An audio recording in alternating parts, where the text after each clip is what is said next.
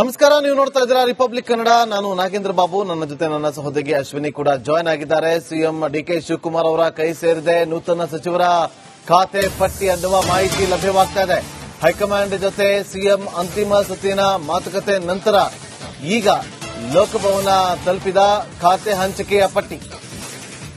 ರಾಜ್ಯಪಾಲರಿಂದ ಖಾತೆ ಹಂಚಿಕೆ ಪಟ್ಟಿಗೆ ಅಧಿಕೃತವಾದಂತಹ ಆದೇಶ ಹೊರಬೀಳುತ್ತೆ. ಬಿಡುಗಡೆ ಆಗುವಂತಹ ಸಾಧ್ಯತೆ ಇದೆ. ಕೆಲವೇ ಕ್ಷಣಗಳಲ್ಲಿ ಅಧಿಕೃತವಾಗಿ ಖಾತೆ ಹಂಚಿಕೆ ಪಟ್ಟಿ ಬಿಡುಗಡೆ ಆಗಲಿದೆ. ಹೈಕಮಾಂಡ್ ಜೊತೆ ಸಿಎಂ ಡಿಕೆ ಶಿವಕುಮಾರ್ ಅವರು ಚರ್ಚೆಯನ್ನು ನಡೆಸಿ ಅಂತಿಮವಾದಂತಹ ಮಾತುಕತೆ ನಡೆಸಿ ಯಾವ ಸಚಿವರಿಗೆ ಯಾವ ಖಾತೆ ಅನ್ನೋದರ ಬಗ್ಗೆ ಸ್ಪಷ್ಟವಾಗಿ ಮಾಹಿತಿಯನ್ನು ಪಡೆದುಕೊಂಡು ಈಗ ಖಾತೆ ಹಂಚಿಕೆ ಪಟ್ಟಿ ಫೈನಲ್ ಆಗಿದೆ. ಅಧಿಕೃತವಾದಂತಹ ಮಾಹಿತಿ ಹೊರಬಿಡಬೇಕಷ್ಟೇ ಇಲ್ಲ. ಯಾವ ಸಚಿವರಿಗೆ ಯಾವ ಖಾತೆ ಅನ್ನೋದು ಈಗ ಫೈನಲ್ ಆಗಿರುವಂತಹ ಪಟ್ಟಿ ಅಧಿಕೃತ ಆಗಬೇಕು. ರಾಜ್ಯಪಾಲರು ಅಂಕಿತ ಹಾಕಿದ ಬಳಿಕ ಆ ಪಟ್ಟಿ ಬಿಡುಗಡೆ ಆಗುತ್ತೆ. ಯಾವ ಸಚಿವರಿಗೆ ಯಾವ ಖಾತೆ ಅನ್ನೋದು ಈಗ ಬಹುತೇಕ ಕನ್ಫರ್ಮ್ ಕೂಡ ಆಗಿದೆ. ಆದರೆ ಅಧಿಕೃತವಾಗಿ ಮಾತ್ರ ಕನ್ಫರ್ಮೇಷನ್ ಸಿಗಬೇಕು.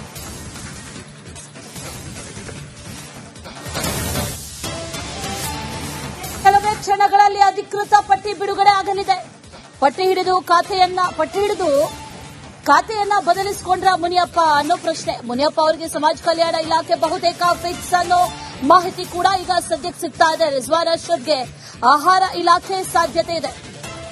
ಆರಂಭದಿಂದಲೂ ಕೂಡ ಮುನಿಯಪ್ಪನವರು ಮುನಿಸ್ಕೊಂಡಿದ್ರು, ನನಗೆ ಆಹಾರ ಇಲಾಖೆ ಖಾತೆ ಬೇಡ, ಸಮಾಜ ಕಲ್ಯಾಣ ಖಾತೆ ಬೇಕು ಅನ್ನೋದನ್ನ ಪಟ್ಟಿ ಹಿಡಿದಿದ್ರು. ಈಗ ಪಟ್ಟಿ ಹಿಡಿದು ಖಾತೆಯನ್ನ ಬದಲಿಸಿಕೊಂಡಂತೆ ಕಾಣಿಸ್ತಾ ಇದೆ ಮುನಿಯಪ್ಪನವರು. ಒಂದಷ್ಟು ಖಾತೆಯಲ್ಲಿ ಬದಲಾವಣೆಗಳು ಕೂಡ ಆಗಿದೆ ಅನ್ನುವಂತ ಮಾಹಿತಿ ಕೂಡ ಸಿಗ್ತಾ ಇದೆ. ಲೋಕಭವನ ತಲುಪಿದೆ ಈ ಖಾತೆ ಹಂಚಿಕೆ ಪಟ್ಟಿ, ಬಹುತೇಕ ಅಧಿಕೃತವಾಗಿದೆ ಅನ್ನುವಂತ ಮಾಹಿತಿ.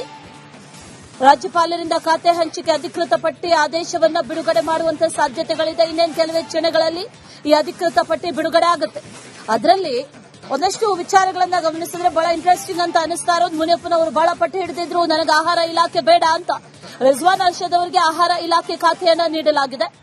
ಅದರ ಜೊತೆಗೆ ಮುನಿಯಪ್ಪನವರಿಗೆ ಸಮಾಜ ಕಲ್ಯಾಣ ಇಲಾಖೆ ಬಹುತೇಕ ಫಿಕ್ಸ್ ಅನ್ನುವಂತ ಮಾಹಿತಿ. ಆಗಸ್ಟ್ 3ರಂದು ನೂತನವಾಗಿ ಶಾಸಕರು ಸಚಿವರಾಗಿ ಪ್ರಮಾಣ ವಚನವನ್ನ ಸ್ವೀಕಾರ ಮಾಡಿದ್ರು. ಆದರೆ ಅಂದಿನಿಂದ ಇಂದಿನವರೆಗೂ ಸರಿಸುಮಾರು 9 ದಿನಗಳು ಕಳೆಯಿತು. ಇನ್ನೂ ಕೂಡ ಖಾತೆ ಹಂಚಿಕೆ ಮಾಡದೇ ಇರೋದು ಆಡಳಿತಾರೂಢ ಪಕ್ಷದ ಜೊತೆಗೆ ಸಾರ್ವಜನಿಕ ವಲಯದಲ್ಲೂ ಕೂಡ ಸಾಕಷ್ಟು ಚರ್ಚೆಗೆ ಗ್ರಾಸವಾಗಿತ್ತು. ಅಂತೂ ಇಂತೂ ಖಾತೆ ಹಂಚಿಕೆ ಪ್ರಕ್ರಿಯೆ ಮುಕ್ತಿ ಸಿಕ್ಕಿದೆ. ಲಕ್ಷ್ಮಣ್ ಸವದಿ ಸಹಕಾರ ಇಲಾಖೆ, ಬಾಲಕೃಷ್ಣ ಸಣ್ಣ ನೀರಾವರಿ, ಪುಟ್ಟರಂಗಶೆಟ್ಟಿ ಪಶುಸಂಗೋಪನೆ ಇಲಾಖೆ ಅಂತ ಹೇಳಲಾಗ್ತಾ ಇದೆ. ಮಧು ಬಂಗಾರಪ್ಪ ಅವರಿಗೆ ಮತ್ತೆ ಶಿಕ್ಷಣ ಇಲಾಖೆ ಸಿಕ್ಕಿದೆ. ಬಸವಂತಪ್ಪ ಅವರಿಗೆ ಮೀನುಗಾರಿಕೆ ಸಿಕ್ಕಿದ್ದು. ಚಲುವರಾಯಸ್ವಾಮಿ ಅವರಿಗೆ ಮತ್ತೆ ಕೃಷಿ ಇಲಾಖೆ ಸಿಕ್ಕಿದೆ. ಸಂತೋಷ್ ಲಾಡ್ ಅವರು ಕೂಡ ಕಾರ್ಮಿಕ ಇಲಾಖೆ ಮತ್ತೊಮ್ಮೆ ಸಿಕ್ಕಿರುವಂತದ್ದು.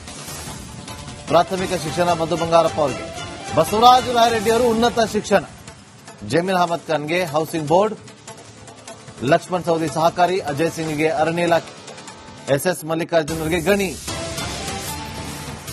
ಯಾವ ಸಚಿವರಿಗೆ ಯಾವ ಖಾತೆ ಅನ್ನೋದು ಈಗ ಅಂತಿಮಗೊಂಡಿದೆ. ಅಧಿಕೃತವಾದಂತಹ ಮಾಹಿತಿ ಹೊರಬೀಳಬೇಕಿದೆ.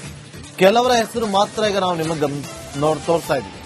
ಆದರೆ ಇನ್ನೂ ಕೆಲವರಿಗೆ ಇನ್ನೂ ಖಾತೆ ಹಂಚಿಕೆ ಆಗಿಲ್ಲ ಅನ್ನೋದು ಸಿಗ್ತಾ ಇದೆ ಮಾಹಿತಿ.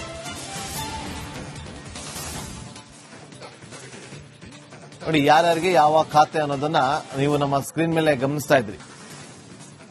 ಮಧು ಬಂಗಾರಪ್ಪ ಅವರು ಪ್ರಾಥಮಿಕ ಶಿಕ್ಷಣ, ಪುಟ್ಟರಂಗಶೆಟ್ಟಿ ಪಶುಸಂಗೋಪನೆ, ಡಾಕ್ಟರ್ ಅಜಯ್ ಸಿಂಗ್ ಅರಣ್ಯ ಸಚಿವರು, ಎನ್ ಚಲುವರಾಯಸ್ವಾಮಿಗೆ ಕೃಷಿ ಇಲಾಖೆ, ಎಚ್.ಸಿ. ಬಾಲಕೃಷ್ಣ ಅವರಿಗೆ ಸಣ್ಣ ನೀರಾವರಿ ಇಲಾಖೆ, ಲಕ್ಷ್ಮಣ್ ಸವದಿ ಅವರಿಗೆ ಸಹಕಾರಿ, ಮುನಿಯಪ್ಪ ಅವರಿಗೆ ಸಮಾಜ ಕಲ್ಯಾಣ, ಮಧು ಬಂಗಾರಪ್ಪ ಅವರಿಗೆ ಶಿಕ್ಷಣ. ನೋಡಿ, ಯಾರಿಗೆ ಯಾವ ಖಾತೆ ಅನ್ನೋದು ಈಗ ಸ್ಪಷ್ಟವಾಗಿ ಗೊತ್ತಾಗ್ತಾ ಇದೆ. ಅಧಿಕೃತವಾದಂತಹ ಮಾಹಿತಿ ಹೊರಬೀಳಬೇಕು. ಮತ್ತಷ್ಟು ಮಾಹಿತಿಯನ್ನು ಕೊಡೋದಕ್ಕೆ ನಮ್ಮ ಪೊಲಿಟಿಕಲ್ ರಿಪೋರ್ಟರ್ ಬಸವರಾಜ್ ನೇರ ಸಂಪರ್ಕದಲ್ಲಿ ಜಾಯ್ನ್ ಆಗಿದ್ದಾರೆ. ಬಸವರಾಜ್, 19 ಜನರ ಪೈಕಿ ಕೆಲವರಿಗೆ ಮಾತ್ರ ಖಾತೆ ಹಂಚಿಕೆ ಆಗಿರೋದು, ಇನ್ನೂ ಉಳಿದವರಿಗೆ ಖಾತೆ ಹಂಚಿಕೆ ಆಗಿಲ್ಲ.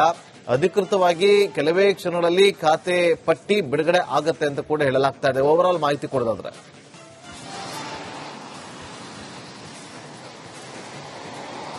ಖಂಡಿತ ನಾಗೇಂದ್ರ ಬಾಬು, ಕೆಲವರಿಗೆ ಅಂತಲ್ಲ ಎಲ್ಲರಿಗೂ ಕೂಡ ಖಾತೆ ಹಂಚಿಕೆ ಆಗಿದೆ ನಾಗೇಂದ್ರ ಬಾಬು ಅವರೇ.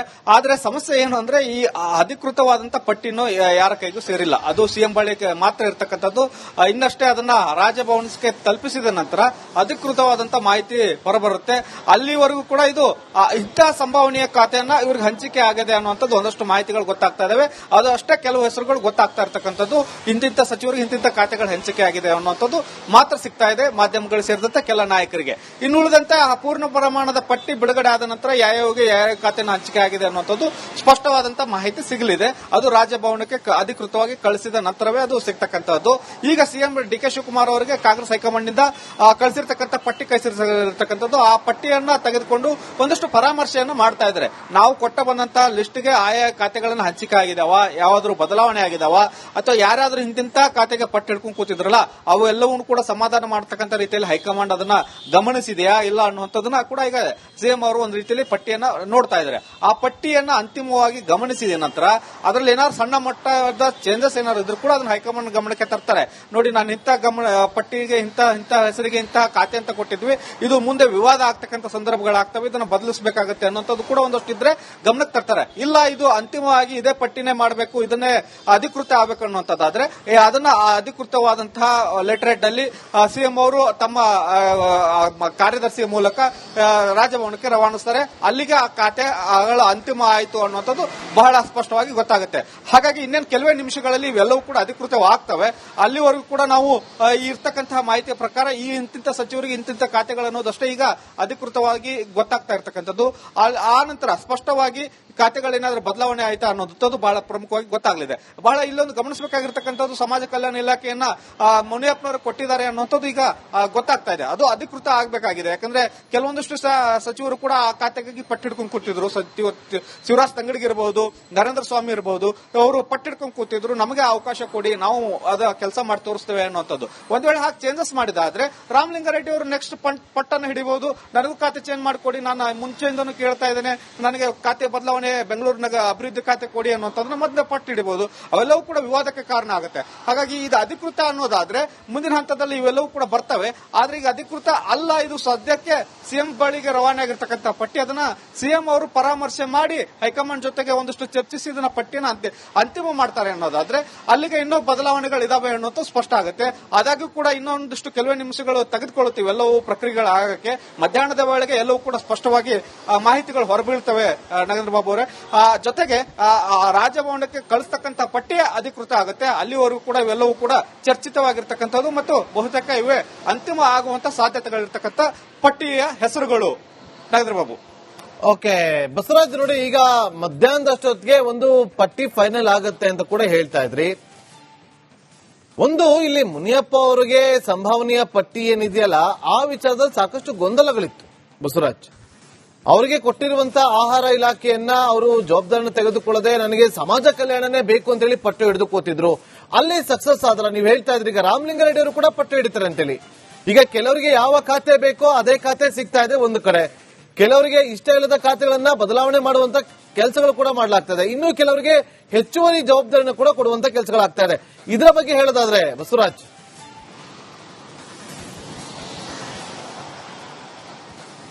ಖಂಡಿತ ನಾಗೇಂದ್ರ ಬಾಬು, ಯಾಕಂದ್ರೆ ಪಟ್ಟಿಯಲ್ಲಿ ಇರ್ತಕ್ಕಂಥ ಹೆಸರುಗಳ ಪ್ರಕಾರ ಸಮಾಜ ಕಲ್ಯಾಣ ಇಲಾಖೆ ಮುನಿಯಪ್ಪನವರಿಗೆ ಅನ್ನುವಂಥದ್ದು ಈಗ ಸಿಗ್ತಕ್ಕಂಥ ಮಾಹಿತಿ. ಸಮಾಜ ಕಲ್ಯಾಣ ಇಲಾಖೆ ಮುನಿಯಪ್ಪನವರಿಗೆ ಕೊಟ್ಟ ಸಂದರ್ಭದಲ್ಲಿ ಕೆಲವೊಂದಷ್ಟು ಅಸಮಾಧಾನಗೊಳ್ಳಬಹುದು. ಯಾಕಂದ್ರೆ ಹೊಸಬರಾದ್ರೂ ಕೂಡ ಅವ್ರು ಹಿರಿಯರಿದ್ದಾರೆ. ಶಿವರಾಜ್ ತಂಗಡಿಗೆ ಅವರು 3 ಬಾರಿ ಗೆದ್ದಿದ್ದಾರೆ, ಮಳವಳ್ಳಿ ನರೇಂದ್ರ ಸ್ವಾಮಿ ಅವರು ಕೂಡ 3 ಬಾರಿ ಗೆದ್ದಿದ್ದಾರೆ. ನಮಗೂ ಅವಕಾಶ ಕೊಡಿ, ನಾವು ಕೇಳಿದೇವಲ್ಲ ನಮಗೂ ಅನ್ನುವಂಥ ಪಟ್ಟಿಯನ್ನ ಹಿಡಿಬಹುದು. ಆದ್ರೆ ಇಲ್ಲಿ ಇನ್ನೊಂದು ಸ್ಪಷ್ಟವಾಗಿ ಹಿಂದಿನ ಖಾತೆ ಹಂಚಿಕೆ ಸಂದರ್ಭದಲ್ಲಿ ಮೊದಲ ಹಂತದಲ್ಲಿ ರಾಮಲಿಂಗಾರೆಡ್ಡಿ ಅವರು ಅಸಮಾಧಾನಗೊಂಡಿದ್ರು. ನನಗೆ ನೀರಾವರಿ ಖಾತೆ ಬೇಡ, ಬೆಂಗಳೂರು ಅಭಿವೃದ್ಧಿ ಖಾತೆ ಬೇಕು ಅನ್ನೋದು. ಆಗ ಪಕ್ಷದ ಹೈಕಮಾಂಡ್ ಸೂಚನೆ ಕೊಟ್ಟಿತ್ತು, ಕೊಟ್ಟಂತ ಖಾತೆನ ಎಲ್ಲರೂ ನಿರ್ವಹಿಸಬೇಕು ಅನ್ನೋದು. ಈಗ ಎರಡನೇ ಹಂತದ ಸಂಪುಟ ವಿಸ್ತರಣೆ ವೇಳೆ ಮುನಿಯಪ್ಪನವರು ಖಾತೆಯನ್ನು ಬದಲಾವಣೆ ಮಾಡಿಸ್ಕೊಳ್ಳಕ್ಕೆ ಸಾಕಷ್ಟು ಲಾಬಿಯನ್ನ ಮಾಡಿದ್ದಾರೆ. ಈಗಾಗಲೇ ಆಹಾರ ಇಲಾಖೆಯ ಅಧಿಕೃತವಾದಂತಹ ಅಧಿಕಾರನ ವಹಿಸಿಕೊಂಡು ಮೀಟಿಂಗ್ಗಳನ್ನ ಮಾಡಿದ್ದಾರೆ, ಚರ್ಚೆಯನ್ನ ಮಾಡಿದ್ದಾರೆ, ಎಲ್ಲವನ್ನೂ ಕೂಡ ಮಾಡ್ತಾ ಇರ್ತಕ್ಕಂಥ ಸಂದರ್ಭದಲ್ಲಿ ಈಗ ಖಾತೆಯನ್ನು ಬದಲಿಸಿಕೊಂಡ್ರೆ ಸಹಜವಾಗಿ ಬೇರೆಯವರು ಕೂಡ ಅಸಮಾಧಾನಗೊಳ್ತಾರೆ. ಒಬ್ಬರಿಗೊಂದು ನ್ಯಾಯ ನನಗೊಂದು ನ್ಯಾಯನ ಅನ್ನುವಂಥದ್ದೊಂದು ಪ್ರಶ್ನೆಯನ್ನ ಮುಂದಿನ ಹಂತಗಳಲ್ಲಿ ಎತ್ತಬಹುದು. ಅದು ಕೂಡ ಆ ಒಂದು ವಿವಾದಕ್ಕೆ ಕಾರಣ ಆಗಬಹುದು. ಅದನ್ನು ಕೂಡ ಸಿಎಂ ಅವರು ಗಮನಿಸಬೇಕಾಗುತ್ತೆ, ಅದನ್ನ ಗಮನಿಸ್ತಾರೆ ಕೂಡ. ಆದ್ರಿಂದ ಒಂದು ಹಿರಿಯರು ಅನ್ನುವಂಥದ್ದು ಮತ್ತು ದಲಿತ ಎಡಗೈಗೆ ಆದ್ಯತೆ ಸಿಗಬೇಕೆ ಅನ್ನುವಂತ ಒತ್ತಾಸೆಯಿಂದ ಹೈಕಮಾಂಡ್ ಕೊಟ್ಟಿದೆ ಅನ್ನೋದಾದ್ರೆ ಎಲ್ಲರೂ ಕೂಡ ಅದನ್ನ ಹೇಳದಂತೆ ಕೇಳಿ ಒಂದು ಕೆಲಸವನ್ನ ಮಾಡಬೇಕಾಗುತ್ತೆ. ಅದಾಗಿ ಕೂಡ ಮುಂದಿನ ಹಂತಗಳಲ್ಲಿ ಎಲ್ಲವೂ ಕೂಡ ಚರ್ಚೆಗೆ ಬರ್ತವೆ. ಇನ್ನುಳಿದಂತೆ ಬಹುತೇಕವಾಗಿ ಕೇಳಿದಂತ ಸಚಿವರಿಗೆ ಕೇಳಿದಂತ ಖಾತೆಗಳು ಸಿಕ್ಕಿದಾವೆ. ಆ ಒಂದಷ್ಟು ಸಚಿವರಿಗೆ ಹೆಚ್ಚುವರಿ ಖಾತೆಗಳು, ಹೆಚ್ಚುವರಿ ಜವಾಬ್ದಾರಿಗಳು ಸಿಗ್ತವೆ ಕೂಡ. ಯಾಕಂದ್ರೆ ಇರ್ತಕ್ಕಂಥದ್ದು 54 ಖಾತೆ, ಈಗ ಸಚಿವರು ಮಾತ್ರ 33+1 ಸಿಎಂ 34 ಜನ ಇರೋದ್ರಿಂದ 54 ಖಾತೆಗಳನ್ನು ಹಂಚಬೇಕಾದಂತ ಸಂದರ್ಭದಲ್ಲಿ ಒಂದಷ್ಟು ಸಚಿವರಿಗೆ ಒಂದು ಉನ್ನತವಾದಂತಹ ಖಾತೆಗಳನ್ನೇ ಹೆಚ್ಚುವರಿಯಾಗಿ ಸಿಗ್ತಕ್ಕಂಥದ್ದು, ಅದನ್ನು ಕೂಡ ಜವಾಬ್ದಾರಿಯಾಗಿ ನಿವಾರಿಸಬೇಕಾಗುತ್ತದೆ. ರಾಮಲಿಂಗಾರೆಡ್ಡಿ ಅವರಿಗೆ ಹೆಚ್ಚುವರಿಯಾಗಿ ಮುಜರಾಯಿ ಖಾತೆ ಸಿಗುತ್ತೆ ಅನ್ನುವಂತ ಮಾಹಿತಿಗಳಿದಾವೆ. ಅದೇನಾದ್ರೂ ಹಂಚಿಕೆ ಆದ್ರೆ ಅವರು ಕೂಡ ಇದು ನೀರಾವರಿ ಖಾತೆಯ ಜೊತೆಗೆ ಈ ಒಂದು ಮುಜರಾಯಿ ಖಾತೆಯನ್ನು ಕೂಡ ವಹಿಸಿಕೊಳ್ಳಕ್ಕೆ ಖುಷಿಯಿಂದ ತೆಗೆದುಕೊಳ್ತಾರೆ ಅನ್ನುವಂತ ಮಾಹಿತಿಗಳಿದಾವೆ. ಹಾಗಾಗಿ ಈಗ ಇರ್ತಕ್ಕಂತಹ ಮಾಹಿತಿಯ ಪ್ರಕಾರ ಖಾತೆಗಳು ಹಂಚಿಕೆ ಆಗಿದ್ದಾವೆ. ಅದರ ಜೊತೆಗೆ ಹೆಚ್ಚುವರಿ ಖಾತೆಗಳನ್ನ ಇರ್ತಕ್ಕಂಥ ಸಚಿವರಿಗೆ ವಹಿಸಬೇಕಾಗಿರ್ತಕ್ಕಂಥದ್ದು ಒಂದೇ ಒಂದಷ್ಟು ಖಾತೆಯನ್ನ ಬದಲಾವಣೆ ಮಾಡಿದಂತ ಸಂದರ್ಭದಲ್ಲಿ ಅದು ವಿವಾದಕ್ಕೆ ಕಾರಣ ಆಗಬಹುದು. ಇದರ ಜೊತೆಗೆ ಒಂದಷ್ಟು ಸಚಿವರಿಗೆ ತಾವು ಬಯಸಿದ ಖಾತೆ ಸಿಕ್ಕಿಲ್ಲ ಅನ್ನೋದಕ್ಕೂ ಕೂಡ ಅಸಮಾಧಾನಕ್ಕೆ ಕಾರಣ ಆಗಬಹುದು. ಆದ್ರಿಂದ ಕಾಂಗ್ರೆಸ್ ಹೈಕಮಾಂಡ್ ಸದ್ಯಕ್ಕೆ ಸ್ಟ್ರಾಂಗ್ ಆಗಿರೋದ್ರಿಂದ ಕೊಟ್ಟ ಕೆಲಸವನ್ನ ಮಾಡಬೇಕು ಅನ್ನುವಂತ ಸೂಚನೆ ಇರೋದ್ರಿಂದ ಸಚಿವರು ಬಹಿರಂಗವಾಗಿ ಹೇಳಕೊಳ್ಳದೆ ಇದ್ರು ಕೂಡ ಒಳಗೆ ಅಸಮಾಧಾನವನ್ನ ಸಿಎಂ ಬಳಿ, ಹೈಕಮಾಂಡ್ ನಾಯಕರ ಬಳಿ ಹೇಳ್ಕೊಳ್ಳುವಂತ ಸಂದರ್ಭಗಳು ಮುಂದಿನ ಹಂತಗಳಲ್ಲಿ ವ್ಯಕ್ತವಾಗ್ತವೆ. ನಾಗೇಂದ್ರ ಬಾಬು. ಬಸವರಾಜ್, ಅದರ ಜೊತೆಯಲ್ಲಿ ಕಳೆದ ಬಾರಿ ಖಾತೆ ಹಂಚಿಕೆ ಮಾಡಿದಂತಹ ಸಂದರ್ಭದಲ್ಲಿ ಯಾವ ರೀತಿ ಅಸಮಾಧಾನಗಳು ಆಯ್ತು ಅನ್ನೋದನ್ನ ಗಮನಿಸಿದ್ವಿ.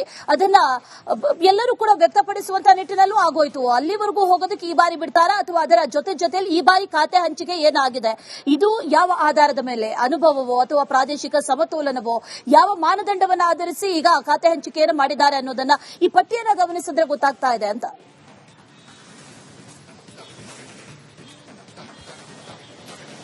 ಖಂಡಿತ ರೂಪ, ಇದರಲ್ಲಿ ಒಂದು ಪ್ರಾದೇಶಿಕ ಸಮಾನತೆಯನ್ನ, ಸಮತೋಲನವನ್ನು ಕಾಪಾಡಿಕೊಳ್ಳಬೇಕಾಗುತ್ತೆ. ಯಾಕಂದ್ರೆ ಉತ್ತರ ಕರ್ನಾಟಕಕ್ಕೆ ಈ ಬಾರಿ ಸಚಿವ ಸ್ಥಾನಕ್ಕೂ ನೀಡುವಲ್ಲಿ ಒಂದಷ್ಟು ಅನ್ಯಾಯ ಆಗಿದೆ ಅನ್ನೋ ಕೂಗಿತ್ತು. ಹಾಗಾಗಿ ಉತ್ತರ ಕರ್ನಾಟಕದ ಭಾಗದವರಿಗೆ ಒಂದಷ್ಟು ಒಂದು ಪ್ರಬಲವಾದಂತಹ ಖಾತೆಗಳು ಸಿಗಬಹುದು. ಇನ್ನು ಉಳಿದಂತೆ ಒಂದಷ್ಟು ಸಚಿವರು ಕೂಡ ಇಂಟ್ರೆಸ್ಟ್ ಅನ್ನ ತೋರಿಸಿದ್ರು. ನನಗೆ ಇಂಥ ಖಾತೆ ಕೊಡಿ ಸರ್, ನಾನು ಅದರಲ್ಲಿ ಕೆಲಸ ಮಾಡ್ತೇನೆ, ಎಕ್ಸ್ಪರ್ಟ್ ಇದ್ದೇನೆ ಅನ್ನೋದನ್ನ ಬಹಳ ಪ್ರಮುಖವಾಗಿ ಹೇಳಿದ್ರು. ಆ ಸಿಎಂ ಬಳಿ ಅಂತ ತೋರ್ಪಡಿಸಿಕೊಂಡಂತ ಸಂದರ್ಭದಲ್ಲಿ ಅದನ್ನ ಸಹಜವಾಗಿ ಹೈಕಮಾಂಡ್ಗೂ ಕೂಡ ಡಿ.ಕೆ. ಶಿವಕುಮಾರ್ ಅವರು ಮುಟ್ಟಿಸಿರ್ತಾರೆ. ಅದು ಕೂಡ ಲೆಕ್ಕಾಚಾರದಲ್ಲಿ ಒಂದು ಖಾತೆ ಹಂಚಿಕೆ ಆಗಿರುತ್ತದೆ. ಇನ್ ಜೊತೆಗೆ ಅವರವರ ಹಿರಿತನದ ಆಧಾರದ ಮೇಲೂ ಕೂಡ ಖಾತೆ ಹಂಚಿಕೆ ಆಗಿರುತ್ತದೆ. ಯಾಕಂದ್ರೆ 1 ಬಾರಿ 2 ಬಾರಿ 3 ಬಾರಿ ಗೆದ್ದಂತವರಿಗೆ ದೊಡ್ಡ ದೊಡ್ಡ ಖಾತೆಗಳನ್ನು ನಿಭಾಯಿಸಕ್ಕೆ ಕೊಡಲ್ಲ, ಚಿಕ್ಕ ಪುಟ್ಟ ಖಾತೆಗಳನ್ನ ನಿಭಾಯಿಸಕ್ಕೆ ಕೊಡ್ತಾರೆ. ಹಿರಿಯರಾದವರಿಗೆ ವಿವಾದ ಆಗ್ತಕ್ಕಂಥ ಖಾತೆಗಳು, ಬಹಳ ಸೂಕ್ಷ್ಮವಾಗಿರ್ತಕ್ಕಂಥ ಅಂಶಗಳಿರ್ತಕ್ಕಂಥ ಖಾತೆಗಳನ್ನ, ಉದಾಹರಣೆಗೆ ಗೃಹ ಖಾತೆ ಇರಬಹುದು, ನೀರಾವರಿ ಖಾತೆ ಇರಬಹುದು, ಸಮಾಜ ಕಲ್ಯಾಣ ಖಾತೆ ಇರಬಹುದು, ಎಲ್ಲವೂ ಕೂಡ ಸಣ್ಣ ಪುಟ್ಟದ ಲೋಪಗಳಾದ್ರೂ ಕೂಡ ದೊಡ್ಡ ಮಟ್ಟದ ಇಂಪ್ಯಾಕ್ಟ್ ಅನ್ನ ರಾಜ್ಯ ಮಟ್ಟದಲ್ಲಿ ಆಗ್ತವೆ. ಅವುಗಳನ್ನ ದೊಡ್ಡ ಮಟ್ಟದ ಖಾತೆಗಳನ್ನ ಹಿರಿಯರಿಗೆ ನಿಭಾಯಿಸಬೇಕು ಅನ್ನೋ ನಿಟ್ಟಿನಲ್ಲಿ ಒಂದು ಅಸೈನ್ಮೆಂಟ್ ಅನ್ನು ಕೂಡ ಕಾಂಗ್ರೆಸ್ ಹೈಕಮಾಂಡ್ ಸಿಎಂ ಕೊಡ್ತಾರೆ. ಆ ನಿಟ್ಟಿನಲ್ಲಿ ಈಗ ಖಾತೆಗಳು ಹಂಚಿಕೆ ಆಗಿದ್ದಾವೆ. ರೂಪ, ಬಹಳ ಪ್ರಮುಖವಾಗಿ ಸಮತೋಲನವನ್ನು ಕಾಪಾಡಿಕೊಂಡು ಈ ಒಂದು ಪಟ್ಟಿಯನ್ನ ಮಾಡಲಾಗುತ್ತೆ ಮತ್ತು ಖಾತೆಯನ್ನು ಹಂಚಿಕೆ ಮಾಡಲಾಗುತ್ತೆ. ಎಲ್ಲವೂ ಕೂಡ ಅವರ ಹಿರಿತನದ ಆಧಾರದ ಮೇಲೆ, ಅವರ ಕೆಪಾಬಿಲಿಟಿ ಮೇಲೆ ಮತ್ತು ಒಂದಷ್ಟು ಅನ್ಯಾಯ ಆದಂತ ಸಂದರ್ಭದಲ್ಲಿ ಉತ್ತರ ಕರ್ನಾಟಕ, ದಕ್ಷಿಣ ಕರ್ನಾಟಕ ಎರಡೂ ಕೂಡ ಭಾವನೆಯನ್ನು ಹೋಗ್ಲಾಡಿಸಬೇಕು ಅನ್ನೋ ನಿಟ್ಟಿನಲ್ಲೂ ಕೂಡ ಈ ಒಂದು ಖಾತೆಗಳ ಹಂಚಿಕೆಯನ್ನ, ಪ್ರಬಲವಾದಂತಹ ಖಾತೆ ಹಂಚಿಕೆಗಳನ್ನ ಮತ್ತು ಚಿಕ್ಕ ಪುಟ್ಟ ಖಾತೆಗಳನ್ನ ಹಂಚಿಕೆಯನ್ನ ಮಾಡಿರ್ತಕ್ಕಂಥದ್ದು. ರೂಪ. All right Basavaraj, thank you ಡೀಟೇಲ್ಸ್ಗೆ.